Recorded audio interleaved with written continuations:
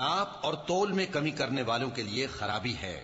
जो लोगों से नाप कर लें तो पूरा लें, और जब उनको नाप कर या तोल कर दें तो कम दें।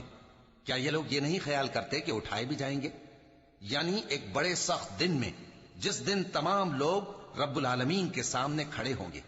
सुन रखो कि बदकारों के आमाल नामे सिज्जीन में होंगे। और तुम क्या जानते हो कि सिज्जीन क्या चीज है? एक दफ्तर है लिखा हुआ, उस दिन झुटलाने वालों के लिए खराबी है।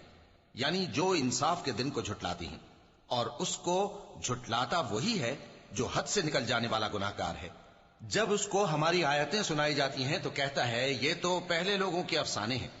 हरगिज नहीं, बात यह है कि ये जो आमाले बद करते हैं उनका इनके दिलों पर जंग बैठ गया है। बेशक ये लोग उस रोज अपने परवरदिगार के दीदार से ओट में होंगे, फिर ये लोग यकीनन दोज़ख में जा दाखिल होंगे।